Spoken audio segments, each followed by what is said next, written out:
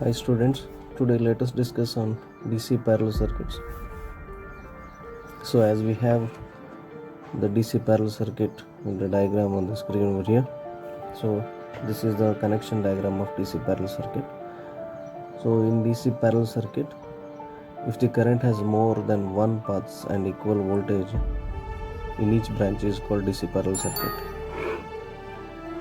So ಇದರರ್ಥ ಯಾವುದೇ ಒಂದು ಸರ್ಕ್ಯೂಟ್ನಲ್ಲಿ ಕರೆಂಟಿನ ಒಂದು ಪಾತ್ಗಳು, ಕರೆಂಟಿನ ಒಂದು ಹರಿಯುವಿಕೆ ಜಾಸ್ತಿ ಒಂದಕ್ಕಿಂತ ಜಾಸ್ತಿ ಇದ್ದು ಮತ್ತು ವೋಲ್ಟೇಜಿನ ಒಂದು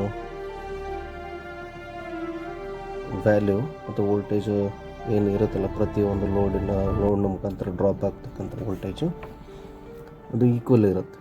ಸೊ ದ್ಯಾಟ್ ಪಾರ್ಟ್ ಆಫ್ ಅಥವಾ ಅಂಥ ಒಂದು ಸರ್ಕ್ಯೂಟಿಗೆ ನಾವು ಡಿ ಸಿ ಪ್ಯಾರಲ್ ಸರ್ಕ್ಯೂಟ್ ಅಥವಾ ಪ್ಯಾರಲ್ ಸರ್ಕ್ಯೂಟ್ ಅಂತ ಕರಿಬೋದು. ಸೊ ಡಿ ಸಿ ಅಂದಾಗ ಸಪ್ಲೈ ಒಂದು ಏನು ಕೊಡ್ತೀವಲ್ಲ ಇದಕ್ಕೆ ಇನ್ಪುಟ್ ಆಗಿ ಅದು ಡಿ ಸಿ ಆಗಿರ್ಬೋದು ಅಥವಾ ಎ ಸಿ ಆಗಿರ್ಬೋದು. ಸದ್ಯಕ್ಕೆ ನಾವು ಡಿಸ್ಕಸ್ ಮಾಡ್ತಾ ಇರೋದು ಡಿ ಸಿ ಪ್ಯಾರಲ್ ಸರ್ಕ್ಯೂಟ್ ಅಂತ ಹೇಳಿ. So we are discussing D C parallel circuit. So it is possible to connect 3 incandescent lamps as shown in figure here.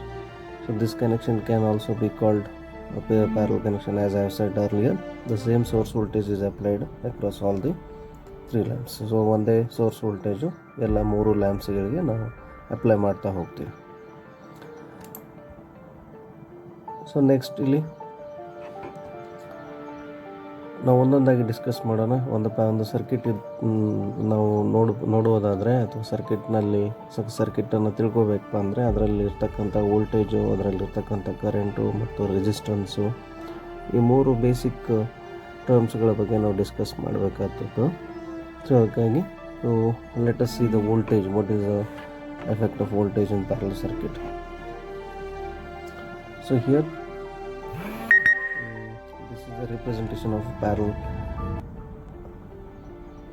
circuit, right? So I will come back.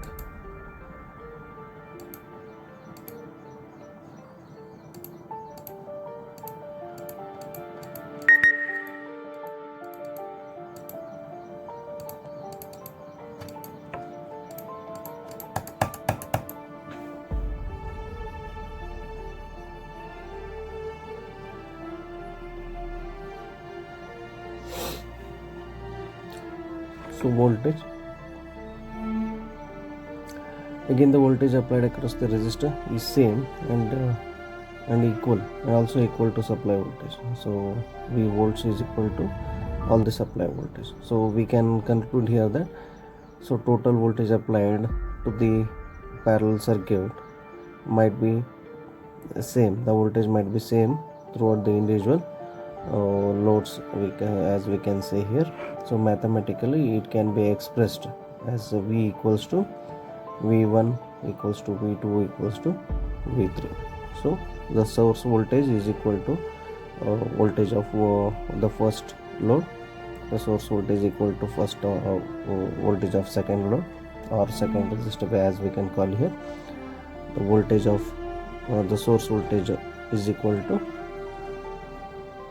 load V3 or resistance V3, the value of voltage which is dropping across V3, here.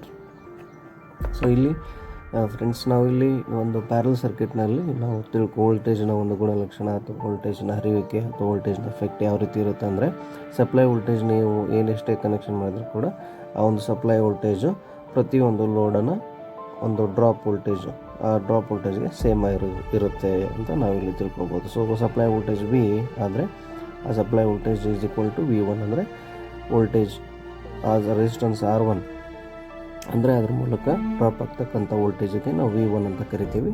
Supply voltage V is equal to V1 ಅಂದರೆ supply voltage ಎಷ್ಟು ಇರುತ್ತಲ್ಲ ಅಷ್ಟೇ V1 ಕೂಡ ಇರುತ್ತೆ ಅಂತ ನಾವು ಇಲ್ಲಿ ಹೇಳ್ಬೋದು.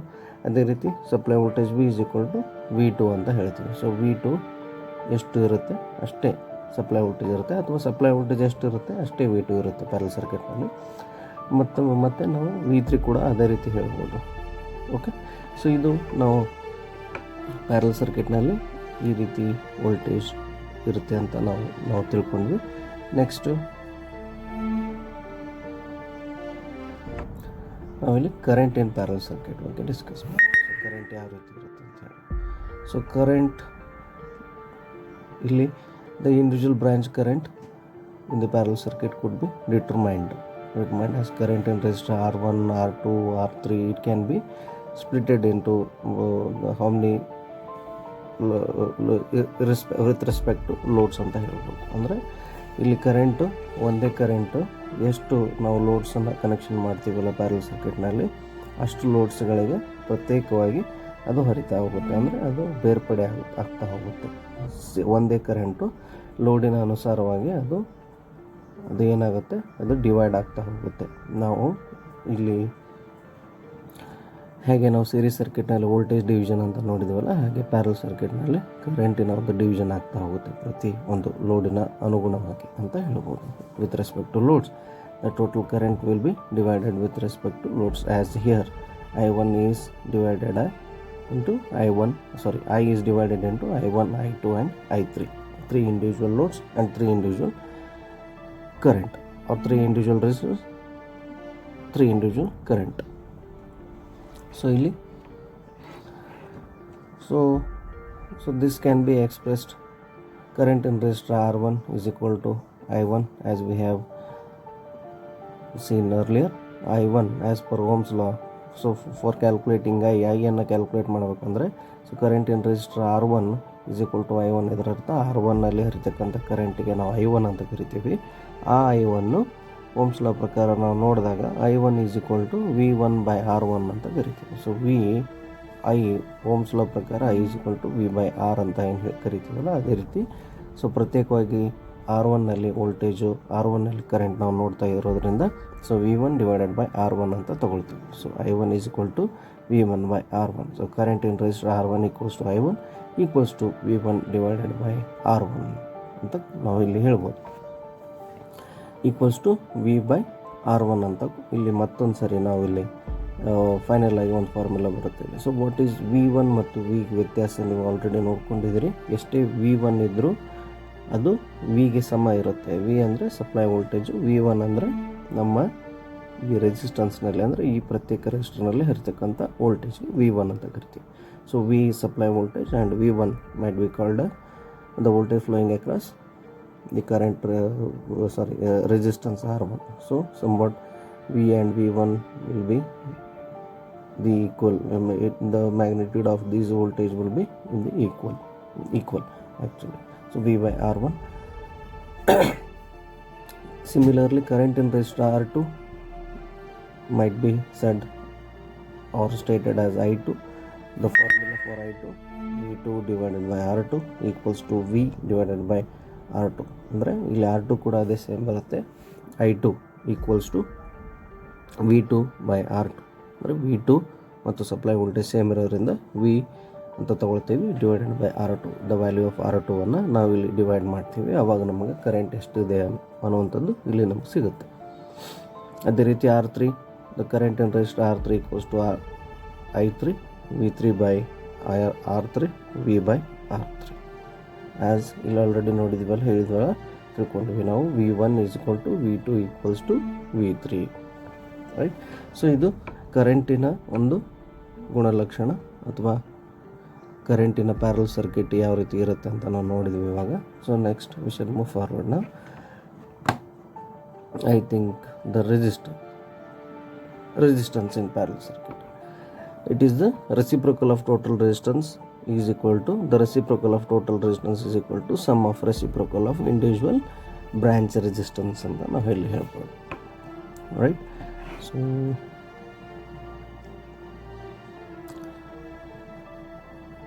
So by Ohm's law we can write R equals to V by I ohms or V by R amps actually, where R is total resistance of parallel circuit in ohms, V is applied source in voltage, and I can be treated as total current. ಅದಕ್ಕಾಗಿ ನಾವು ಇಲ್ಲಿ I equals to I1 plus I2 plus I3 ಅಂತ ನಾವೇನು ಮೊದಲೇ ನೋಡ್ಕೊಂಡಿವಿ series parallel ಸರ್ಕ್ಯೂಟ್ನಲ್ಲಿ. ಅದೇ ರೀತಿ ಐಯನ್ನು ನಾವು V ಬೈ R ಅಂತ ಬರಿಬೋದು, I1 ಅನ್ನು V ಬೈ R1 ಅಂತ ಬರಿಬೋದು, I2 ಅನ್ನು V ಬೈ R2 ಅಂತ ಬರಿಬೋದು, I3 ಅನ್ನು V ಬೈ R3 ಅಂತ ಬರಿಬೋದು ಓಮ್ಸ್ ಲಾ ಪ್ರಕಾರ. ಅದೇ ರೀತಿ ಇಲ್ಲಿ ಐಯನ್ನು ಇಲ್ಲಿ ನಾವು ಅಂದರೆ ಇಲ್ಲಿ ಐಯನ್ನು ನಾವು ಅಲ್ಲಿ ರಿಪ್ಲೇಸ್ ಮಾಡಿಬಿಟ್ಟು ಐ ಬದಲಾಗಿ I is equal to V by R ಇರೋದ್ರಿಂದ ಇಲ್ಲಿ ಒನ್ ಬೈ ಆರ್ ಅಂದರೆ ಇಲ್ಲಿ ರೆಸಿಪ್ರೋಕಲ್ ಅಂತ ತೊಗೊತೀವಿ ನಾವು. 1/r equals to 1/r1 plus 1/r2 plus 1/r3.